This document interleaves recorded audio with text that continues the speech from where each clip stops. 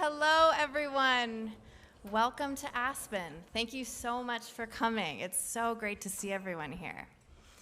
I want to start by some big gratitude of what makes this possible. First and foremost, Linda and Stuart Resnick. This could not be here without you. Thank you so much. And the amazing team, Danny and Jessica, you're incredible partners to work with. Bill Resnick and Michael Stubbs, truly amazing. Thank you guys so much. I'd also like to thank Marla Blow and the Skull Foundation team. Great. Margot and Tom Pritzker. Shamina Singh, Emily Anderson, Sandy Fernandez, and the Mastercard Center for Inclusive Growth. We have a lot of exciting things to share this week. President and University Professor Eric Zing and Richard Morton from the Mohammed bin Zayed University of Artificial Intelligence. Welcome to your first time at the Action Forum. And Stacy Schusterman, Lisa Eisen, Nicole Baker-Fulgham from the Charles and Lynn Schusterman Family Philanthropies. Welcome as well.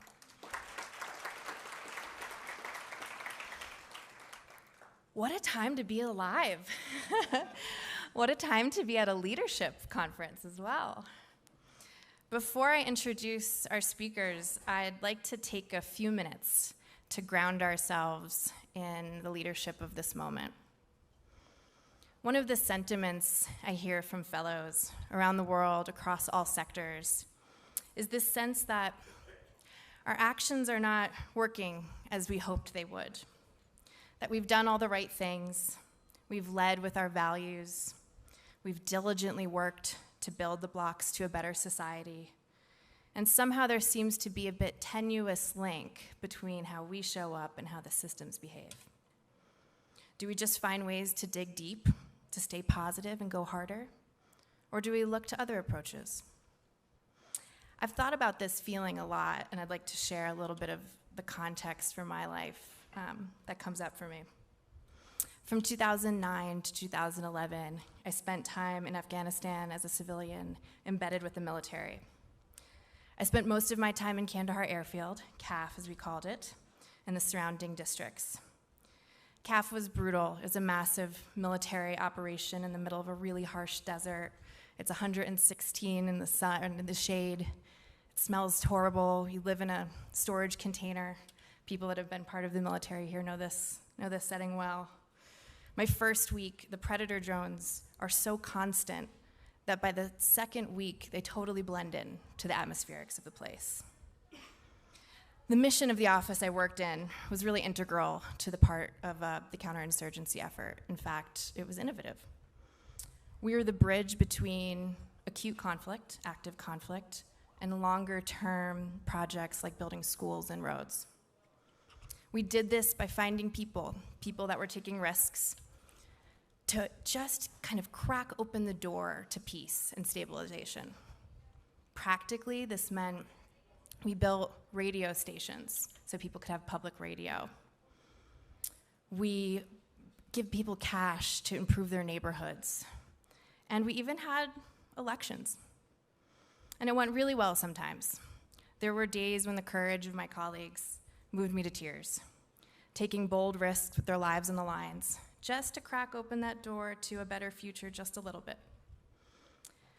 And still, we were losing the war, or at least we weren't winning it, despite doing everything we knew how to do, with all the seeming resources in the world, at incredibly high stakes. We were just coming up short.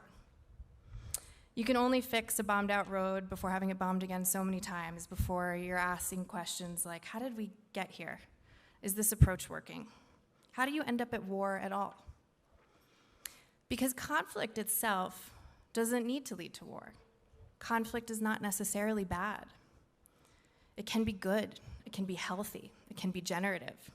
Conflict can be how we reckon with our differences and how we progress as a civilization. Social movements use conflict to shine a light at the difference between where things are and where they can be. Our fellowships create conflict when we sit across a seminar table from like-hearted but differently minded people. But conflict for society, just like in an interpersonal relationship, works best when we know that our disagreements, despite our disagreements, we're still committed to each other. When we understand how to be different together without escalating to a zero-sum game. Scholars call this difference between antagonism and agonism. Antagonism is when our conflicts feel existential. There is an enemy, and if their opinions are different than ours, it can feel like a threat to the system. Agonism, however, is built on the premise that our adversaries are legitimate, and we respect their right to exist and think differently than us. Agonism can deepen understanding. Agonism can bring us closer. Agonism is part of what it means to be a human in society. Today, unfortunately, it will be no news to anyone that antagonism, though, seems to rule the day. Our systems for disagreement and our institutions that hold that are struggling to hold all of us. And that makes this a dangerous time. It is not the first dangerous time in the world, and it is not the first time institutions have needed to be reimagined. In talking to a friend, scholar, and Aspen partner, Professor Austin Choi Fitzpatrick, who's here somewhere, I learned about the political science term, a critical juncture. A critical juncture. This term is used to describe a period of uncertainty during which the number of choices available expands substantially, and the consequences of those decisions are more momentous. We seem to have arrived at a critical juncture where our leadership is more consequential than ever. And looking around today, I'm very, very hopeful. Around the seminar tables, as fellows, we spend time with the words and meditations of many leaders and ancestors who have wrestled with critical junctures before and who provide us with wisdom on how to lead through them, what to learn from them. We are not alone as we arrive at this juncture. In the first seminar of our fellowship, we spend time with Mahatma Gandhi. In Thomas Merton's edit of Gandhi's On Violence, he writes, "There is a tendency to think of Gandhi as a religious or spiritual leader, but Gandhi, like King, was first and foremost a man of political action. He profoundly believed in the moral obligation to act. To Gandhi, the greatest sin was to fail to act." The significance of Gandhi that stands out to me today is not about his individual reflections on society per se. It was about this in his leadership, that he invited people to struggle together to make new systems. Gandhi didn't have a clean solution he was persuading people into. He had a vision and an invitation, and a belief that the messy process of figuring it out together was worth it. He believed this was the very purpose of civilization, to struggle together to make life better. He wrote, "The fabric of society is not finished. It is always becoming. It is on the loom, and it is made up of constantly changing relationships. The daily, gritty work of figuring each other out, of rupture and reconcile and recommitment and compromise. This was sacred work."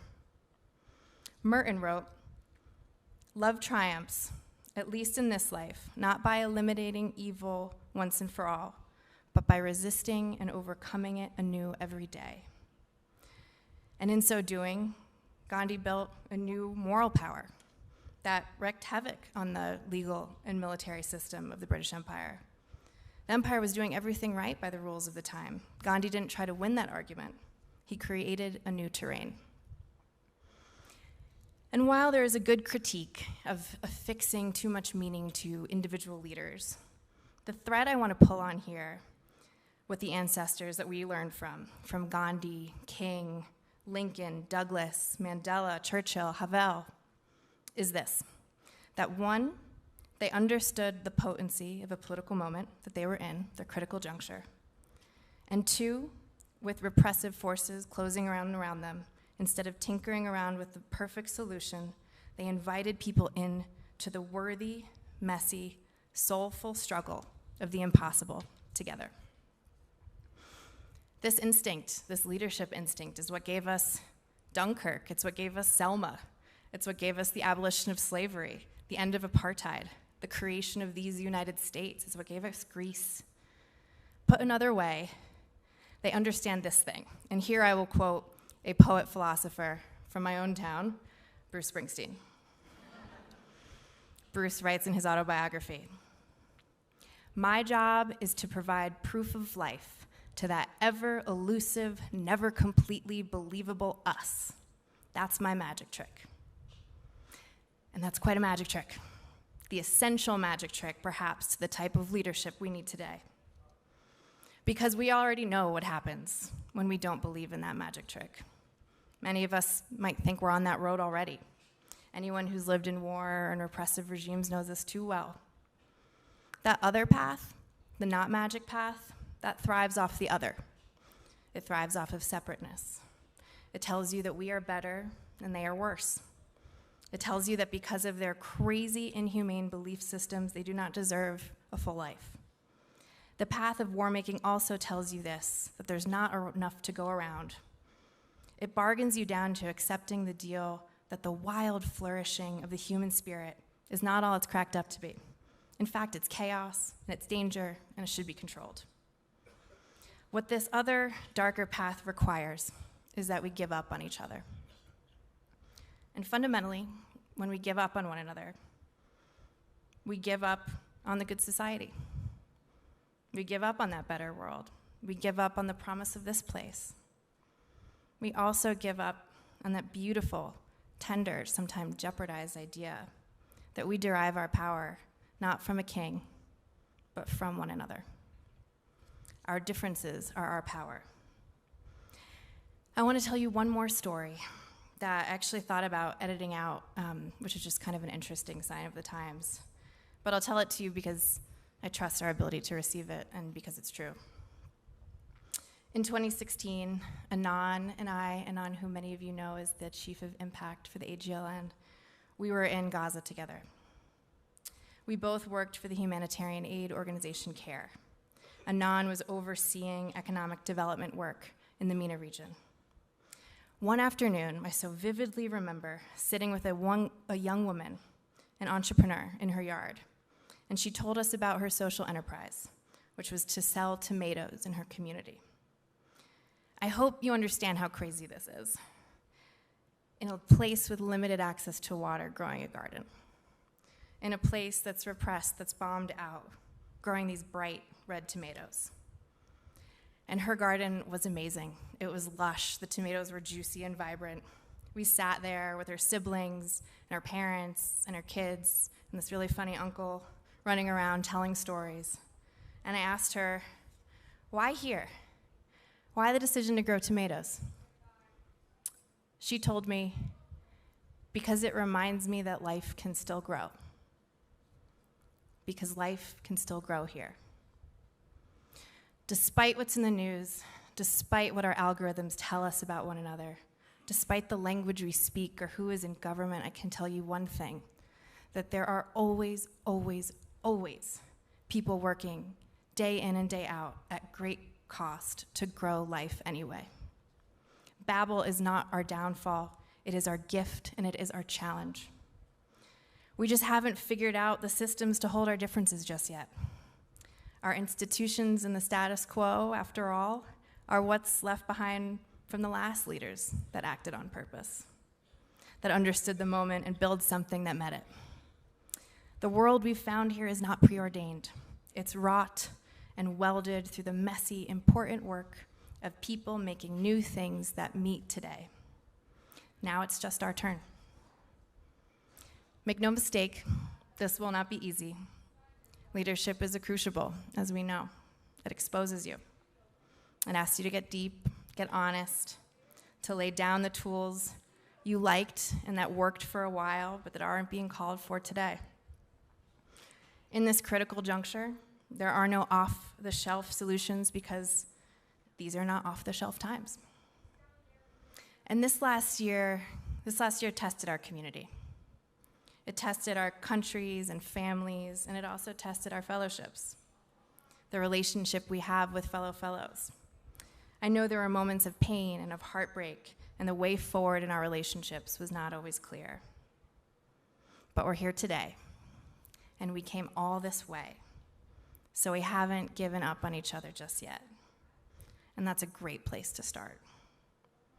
And I want to make clear to one thing to our fellows and people who couldn't be here today or who are not ready. That's okay. We will always have your seat and your name card at the table waiting for you. And so we begin our week. I hope this week is a reminder of what not giving up on each other feels like. I hope it's a reminder of that proof of life. I hope it's a reminder of what sharing ideas, especially different ones, feels like, and we can revel in it. I hope it's a reminder of what collective art and dance in this lush summer green world feels like. Because this proof of life, this is the reason that we should keep going. I will close with Gandhi, who wrote this in his autobiography. Imperfect as I am, I started with imperfect men and women and sailed on an uncharted sea. It is an honor to be at sail with all of you, and welcome to the Action Forum.